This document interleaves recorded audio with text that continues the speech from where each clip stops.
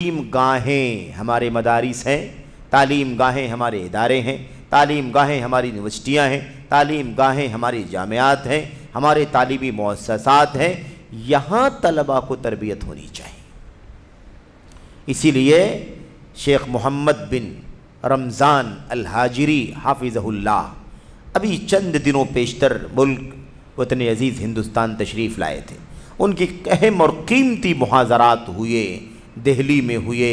یہاں مہاراشٹرا میں مالیگاؤں میں جامعہ محمدیہ منصورہ میں ہوئے، اور یہاں بمبئی شہر میں بھی وہ آئے۔ وقت کی قلت کے پیش نظر کوئی پروگرام اور اجتماع تو نہیں ہو سکا ان کا، لیکن علماء کی ذمہ داروں کی مجلس میں وہ بیٹھے اور بہت ساری نصیحتوں سے نوازا۔ یہ کتاب جو آپ کی یہ کتاب ہے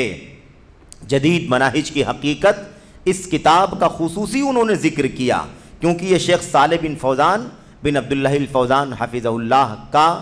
میرے بھائیوں، سوالوں کا جواب کا مجموعہ ہے یہ۔ اس سلسلے میں انہوں نے کہا کہ یہ علم کی کتاب ہے۔ یہ کس کی کتاب ہے؟ یہ علم کی کتاب ہے، علم سے بھری ہوئی ہے کتاب، اس لیے کہ دنیا کے سارے باطل مناہج کو بے نقاب کرنے والی کتاب ہے۔ اصل راستہ سلفیت کا جو راستہ ہے، اس راستے کے علاوہ جتنے راستے باطل ہیں،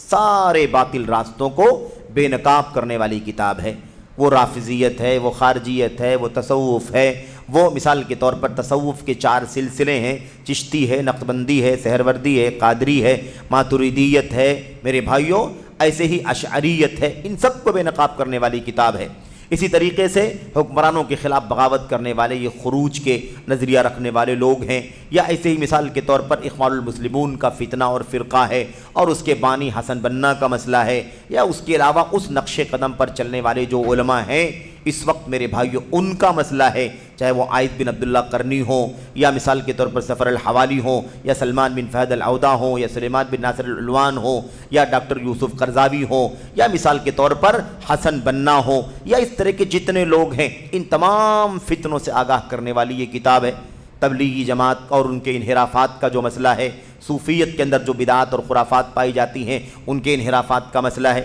سمجھ رہے ہیں؟ انکار حدیث کرنے والے جو لوگ ہیں ان کا مسئلہ ہے، مودودی فرقہ، مولانا مودودی کی جو جماعت اسلامی ہے، اس کے افکار و نظریات، اور ایسے ہی اللہ تبارک و تعالیٰ کی اسماء و صفات کی تعویل،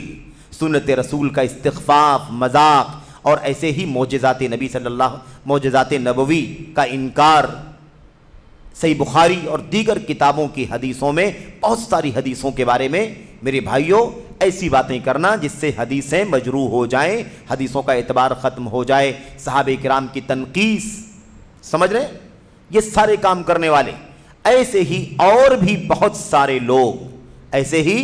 بہت سارے لوگ اور بہت سارے فرقوں کو بے نقاب کرنے والی یہ کتاب ہے۔ میرے بھائیوں، ایسے ہی سب کو لے کر کے چلنے کا جو نظریہ بنانے والے یہ لوگ ہیں، ان سب کے نظریوں کو بے نقاب کرنے والی یہ کتاب ہے۔ اور اس سلسلے میں بہت سارے نام، بہت سارے فرقوں کے نام، بہت سارے اشخاص کے نام اس کتاب کے اندر موجود ہیں، اور یہ کتاب منہج سلف کو میرے بھائیوں آشکارا کرنے والی اور باطل مناہج کو بے نقاب کرنے والی، ان کی قلعی کھولنے والی کتاب ہے۔ اس لیے اس کتاب کو ہر مدرسے کے سلیبس میں داخل کرنے کی ضرورت ہے۔ شیخ محمد بن رمضان الحاجری حافظ اللہ نے کیا کہا؟ حق ہے، واجب ہے کہ اس کتاب کو جدید مناہج کی حقیقت جو اردو میں ہے، اس کی جو اصل کتاب ہے الاجوبۃ المفیدہ علی اسئلۃ المناہج الجدیدہ، اس کتاب کو ہر مدرسے میں، ہر جامعہ میں، سلیبس میں، نصاب تعلیم میں داخل کرنا ضروری ہے۔ اگر یہ مناہج نہ پڑھے گئے، مدرسوں کے اندر نہ پڑھائے گئے، تو یاد رکھو ہمارے اہل حدیث مدرسوں سے، میرے بھائیوں سلفی جامعات سے